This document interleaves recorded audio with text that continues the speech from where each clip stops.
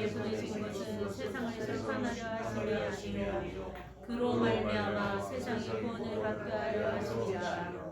그를 믿는 자는 심판을 받지 않는 것이요 믿지 아니하는 자는 하나님의 독생자 이름을 믿지 아니함으로 벌써 심판을 받은 것이니라. 그 종성되는 것이고 빛이 세상에 왔으되 사람들이 자기 행위가 악함으로 빛보다 어둠을 더 사랑한 것이니라. 악을 행하는 자마다 빛을 비하여 빛으로 오지 아니하나니 이는 그 행위가 드러날까 하미요 진리를 따르는 자는 빛으로 오나니 이는 그 행위가 하나님 안에서 행한 것임을 나타내려 함이라 하시니라. 아멘. 용산나 성가대 진행하겠습니다.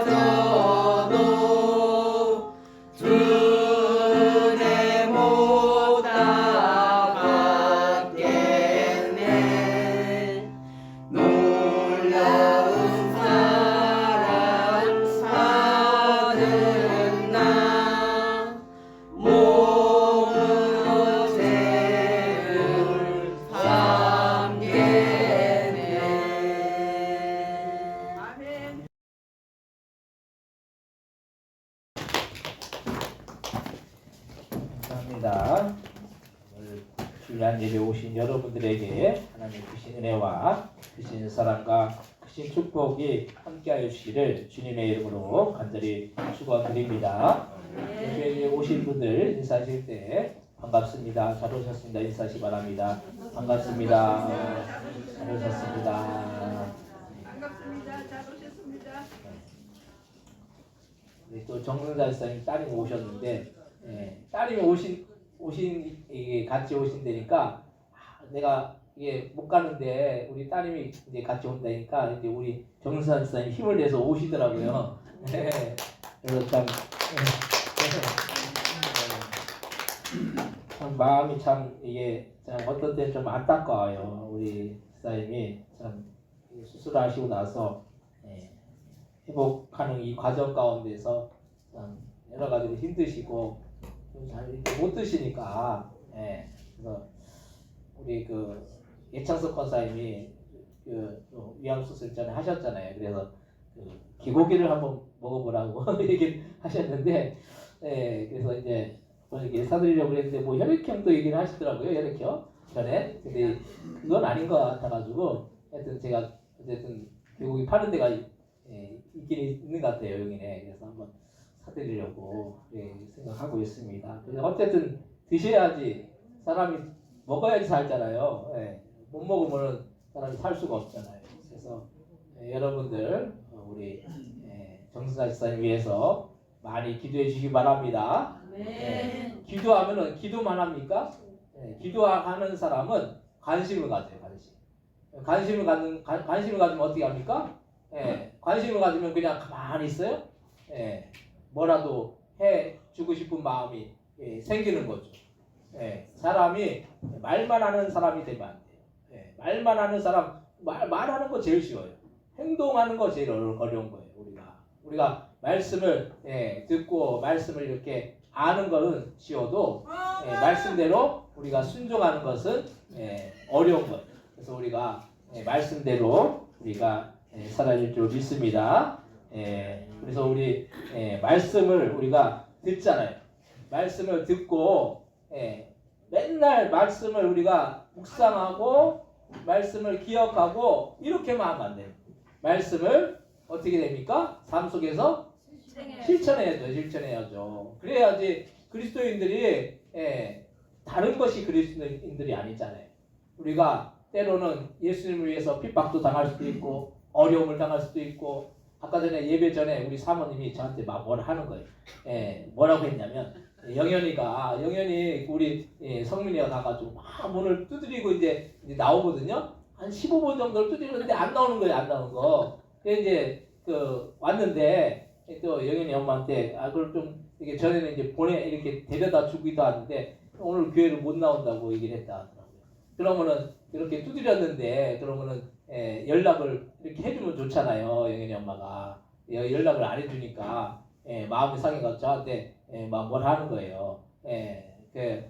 그래서 참 주를 위해서 핍박당하는 게 복된 거예요. 주를 위해서 우리가 그렇게 해서 내가 마음이 상해도 주를 위해서 때로는 그런 핍박을 당하면 주님이 물론 이거 핍박은 아니죠 사실은. 근데 어떻게 보면 좀 힘든 거잖아요. 그걸 당하면은 주님이 뭐라고 했어요? 주를 위해 핍박당하는 자는 하늘에 상이 있다고 했어요. 그래서 항상 우리가 주님을 바라보며 살면은 우리가 그것이 복된 삶이고 복된 그런 인생일 줄로 믿으시 바랍니다. 우리가 신앙생활 하면서도 때로는 힘든 일, 어려운 일 우리가 당할 수도 있어요. 근데 그렇다고 해서 우리가 하나님 앞에 원망하고 불평하면 안 돼요. 하나님 앞에 원망하고 불평하는 것이 아니라 항상 감사하는 그런 삶을 우리가 살아야 될 줄 믿습니다. 오늘 말씀의 제목은 영혼 구원의 대사명이라는 그런 제목으로 우리가 함께 은혜를 나누고자 합니다. 올해도 이제 3개월이 지나가고 4월 중에 있어. 올해 우리는 각자가 세운 계획이나 목표가 있을 것입니다. 저는 제 나름대로 이 목표에 있어서 계획을 세운 부분이 올 한 해는 한 달에 한 명 이상은 전도를 해야겠다라고 했는데 참 말같이 쉽지 않다는 그런 마음이 듭니다. 물론 제가 노력이 부족하고 여러 가지 다른 일들로 분주했기 때문에 이렇게 계획대로 되지 않는다라는 그런 마음이 들기도 합니다. 어떻게 보면 참 이게 전도가 어렵다면 어렵고 또 어떤 때는 쉽게 전도가 되는 경우도 있는 것을 볼 수가 있습니다. 저 우리 사모님이 침례교회 중에 수원과 오산과 또 화성과 안산과 용인에 7개 교회가 있어요. 그 교회들이 매주 돌아가면서 한 교회씩 전도를 다닙니다. 그런데 예전에 수원에 어떤 한 교회를 가서 전도를 했는데 그렇게 목사님과 사모님들이 합심해서 전도를 했는데 제가 그 교회 근처에 상가를 가서 전도 용품을 주려고 그 당시에 들어갔는데 그 상가에 남자 사장님이 마침 교회를 다니려고 생각을 하고 있다라고 하면서 교회를 다니고 싶다라고 하더라고요.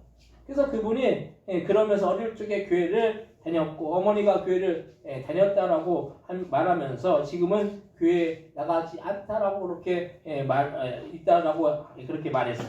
그래서 제가 얼른 그분과 대화를 마치고 그 수원에 있는 교회 목사님과 사모님을 데리고 그 상가에 들어가서 서로 소개를 시키고 교회를 나오도록 그렇게 대화를 나눴습니다. 그런 가운데 그분이 집이 다른 동네에 있는데 주일날 오전에 일하러 왔다가 잠깐 예배를 드릴 수 있다라고 그렇게 하더라고요. 그래서 어떻게 보면 이렇게 쉽게 전도가 되기도 하는구나 하는 그런 생각을 할 수가 있었습니다. 물론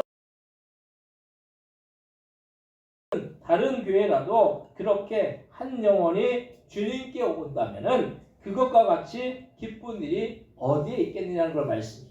그래서 그 당시에 그 다른 교회 목사님 사모님들이 저한테 그럼 우리 교회에 와서도 좀 전도 좀 해달라 이렇게 얘기를 했었어요. 근데 그거는 내가 잘해서 그런 게 아니라 하나님이 한 준비된 영혼을 그렇게 미리 준비해 놓으셨다는 거죠. 그래서 준비된 영혼을 주님이 허락하여 주시면 그거 전도가 어렵지 않은 거예요. 근데 우리가 하려고 하고 우리의 힘으로 하려고 하면은 어려운 것이죠. 그래서 한 영혼을 살리는 일만큼 귀한 일이 세상에 어디에 있겠습니까? 그러면 이렇게 올 한해 우리가 한 영혼을 살리는 일이 왜 중요한지에 대해서 오늘 함께 은혜를 나누기를 원합니다. 첫 번째로 예수님께서는 이 세상에 영혼을 구원하시려고 그렇게 이 세상에 오셨다라는 거예요. 예수님께서 일을 행하셨죠. 예수님은 무엇보다도 말씀을 전하시는 사역을 많이 행하셨습니다. 또 어떤 일을 행하셨습니까? 병든 자를 고쳐주시고 그리고 여러 가지 기적, 오병이어의 기적, 보리떡 5개, 물고기 2마리로 5,000명을 먹이고도 12강주리가 남는 그런 기적도 행하셨어요. 또 수많은 병들을 고치신 기적들, 말로 나열할 수 없는 그런 정도의 그런 많은 수많은 기적들을 이 땅에 오셔서 행하셨다는 거예요. 근데 이런 기적을 이루신 그 중심에는 육신적인 문제 해결을 하시는 그 내면에는 영적인 문제, 즉 죄와 사망의 문제를 해결해 주시기 위해서 이런 일들을 이루셨다는 걸 말씀입니다. 우리가 먹고 입고 자고 사는 문제는 절대로 무시할 수 없는 문제인 거예요. 그래서 먹고 입고 자고 사는 문제가 해결되지 않으면 그 인생이 고달프고 고통스럽기까지 한다는 거예요. 우리가 먹는 문제가 해결되지 않으면 참 힘든 거죠. 우리가 우리 정선자 집사님 보면서 이게 먹지를 못하니까 얼마나 이게 고통스러울 거예요. 우리가 나는 잘 먹으니까 내가 잘 먹고 잘 먹으니까 내가 그런 고통을 우리가 알지 못할 거예요. 근데 못 먹는 분들의 그 고통을 우리가 어떻게 헤아릴 수가 있겠어요. 그리고 또 우리가 어떤 분들은 잠을 자지 못해. 잠을 자지 못해서 뭘 먹습니까? 수면제를 먹는다는 거예요. 아무리 어떤 사람은 이렇게 그 머리만 대면 그냥 바로 코 골고 자는 분들이 있는 반면에 어떤 분들은 잠이 안 와가지고 수면제에 의지하는 분들이 있어요. 이것도 얼마나 고통스럽겠습니까? 하지만 우리가 육신만을 가지고 있다면 이 문제만 해결되면 아무 문제가 될 것이 없을 거죠. 근데 우리는 육신뿐만 아니라 뭘 가지고 있어요? 우리는 영혼을 가지고 있다는 거예요. 우리가 보이는 눈으로 보이는 육신뿐만 아니라 눈으로 보이지 않는 영혼이 있다는 거예요. 오늘 제가 예배 전에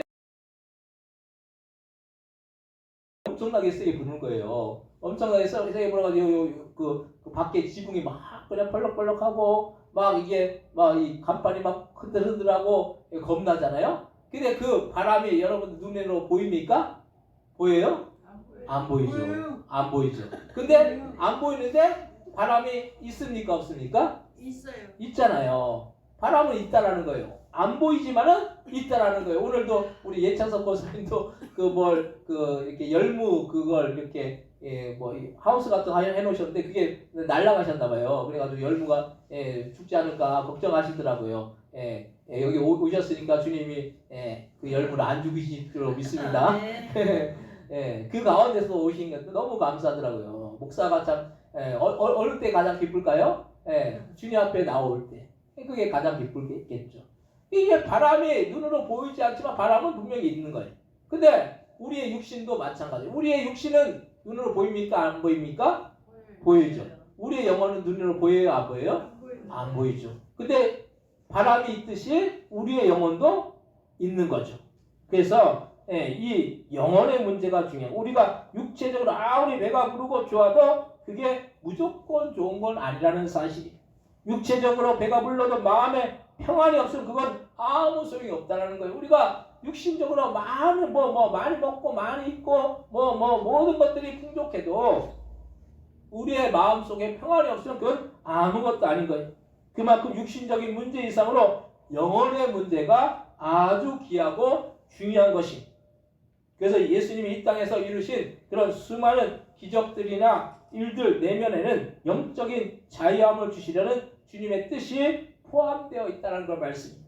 우리는 육신이 결박되어 있으면은 그것과 같이 고통스러운 일은 없을 거예요.